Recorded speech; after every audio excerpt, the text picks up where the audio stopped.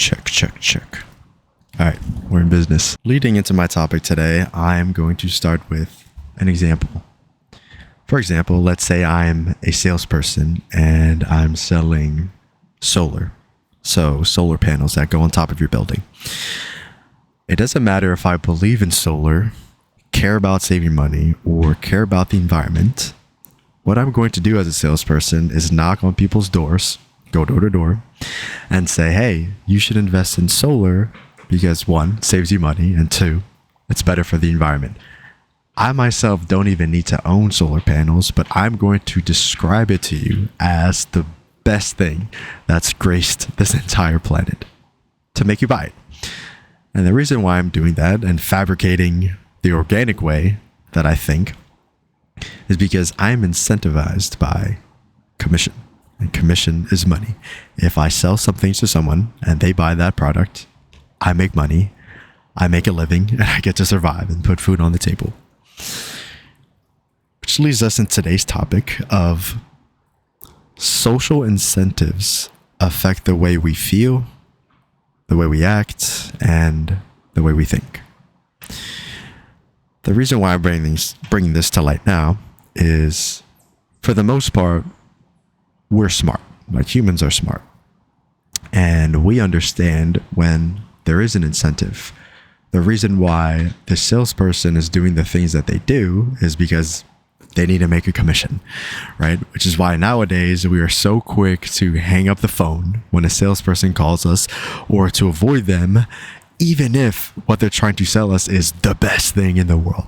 Because we know that they're incentivized to do so, and that product probably isn't the best thing in the world, or no matter how many times they tell us we need it, we probably don't need it, right? We're smart. But sales is one of those things where it's commonly known that the whole idea of selling something is incentivized, and therefore we are cautious to that. However, there are areas in modern day life where there are things that are incentivized that maybe a small amount of people don't know that it's incentivized, or at least it's not explicitly said that it's incentivized, and therefore affects the way we think and act and feel towards certain things. I'll give you an example. That is a bug. Give me an example. My wife and I are due in December, so we're having our first baby. It's going to be a daughter.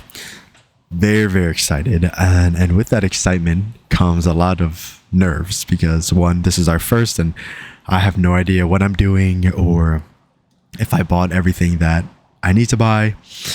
And so what we've done, or at least what my wife has done, she's tuned in to YouTube moms.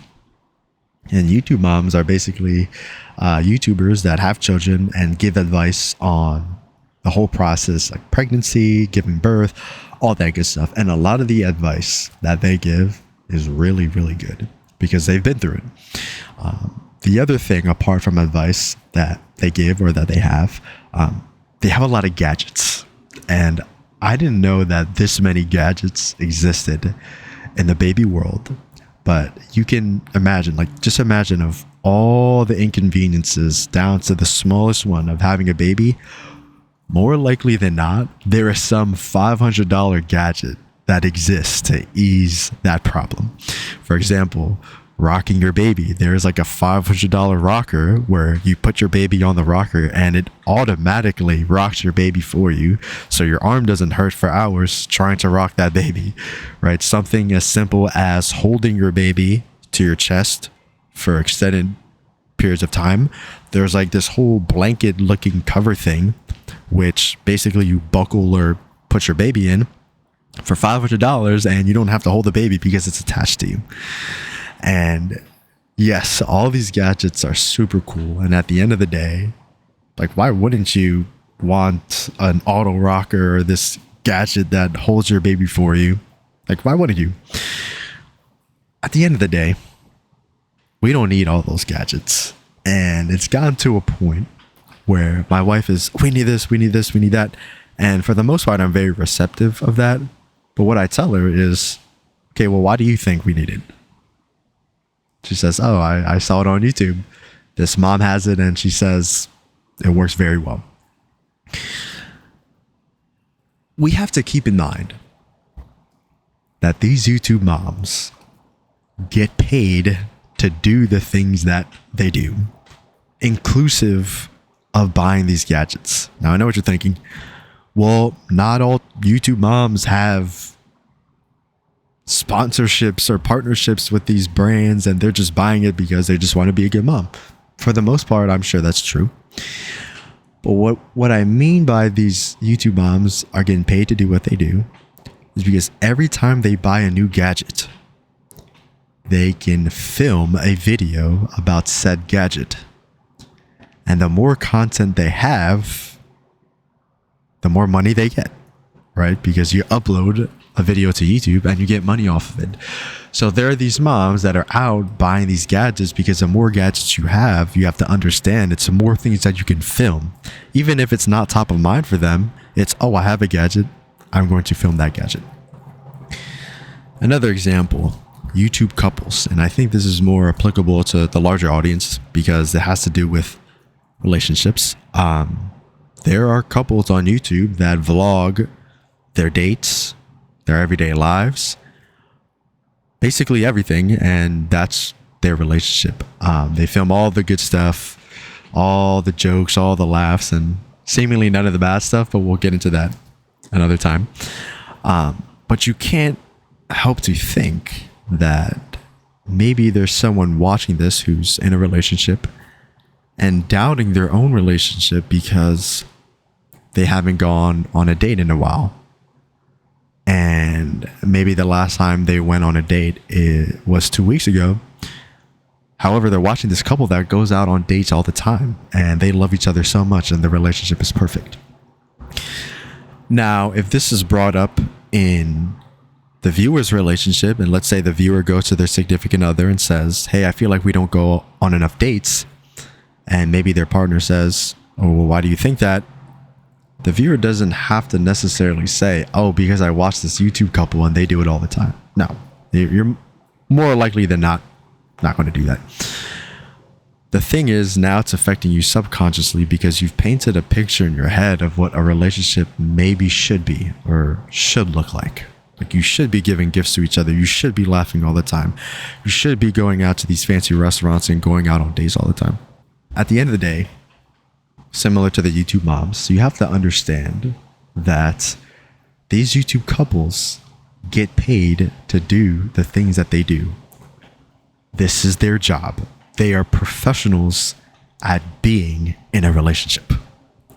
And by professional, I mean you do it for a living, which they do. And this is not something that's explicitly said, right? I think smart people can derive the fact that they do this for a living. And again, they're not paid by the restaurant to go eat at the restaurant and have a date there. Maybe they are. Maybe they're sponsored. They are paid when they make content. And in getting content, they are going out to these restaurants. They are doing all these things and buying each other gifts. Like that's what they do for a living. And whether or not they say this explicitly or maybe they hide it, I don't know. If you're watching someone and they don't have a full-time job, or let's say you don't even know if they have a job, if they're uploading every day or every other day and it's like a 30-minute video every day, trust me when I say that they're doing this full-time. They're doing YouTube full-time. They don't have a job. So you can infer this is their livelihood. This is how they make money. And remember what I said? Incentives change the way that people organically act. Give you another example. I love my examples. On the other end of this stick, like salespeople, when we know they're being incentivized, I play basketball. And I enjoy basketball, but I'm not good at it. Like I'm not a pro. But I love playing. I also watch the NBA. And in the NBA, there are very, very good players that get paid hundreds of millions of dollars to do the things that they do, to be that good at basketball. When I go out and I play basketball, do I go home And am I disappointed in myself because I didn't play as good as LeBron? Or I didn't play as good as Jokic? No. I know that these players get paid hundreds of millions of dollars to be good at basketball. They have the best coaches. They have the best diet. They do all these things. They are very good at basketball.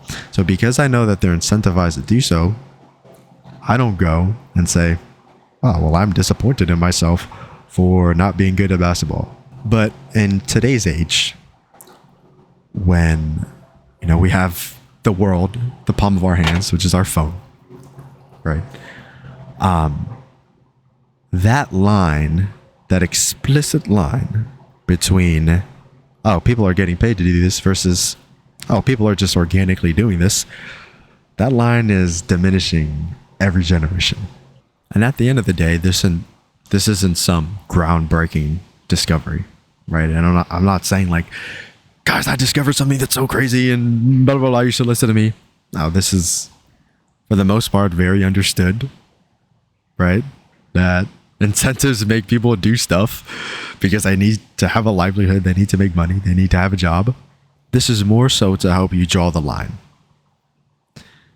And understanding when to take things with a grain of salt and when to take things literally, right?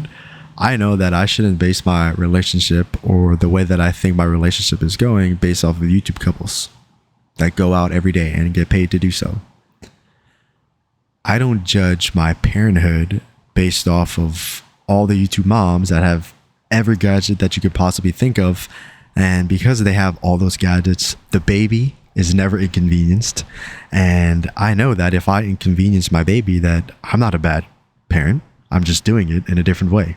I'm parenting my baby in a different way. What I don't want to see, and this is in line with the rise of depression and anxiety and mental health and all that stuff, what I don't want to see are people who can't draw that line and therefore go into a sadness or lose joy in their life simply because they're not doing the things that they see people doing online. And at the end of the day, your life is your life, and being content with where you are is always going to be hard, again, with the world in your hands, because you will always see someone in a better position than you. Take a step back, draw that line in your life and the things that you see, and be content with the things that you have. I have a beautiful wife, and even though we don't own all the gadgets that YouTube moms have, I know she's going to be a wonderful mother, and I'm going to hopefully be an awesome dad. Don't let anyone tell you what's good, what's bad. If you're happy, that's all that matters. That's all I have to say.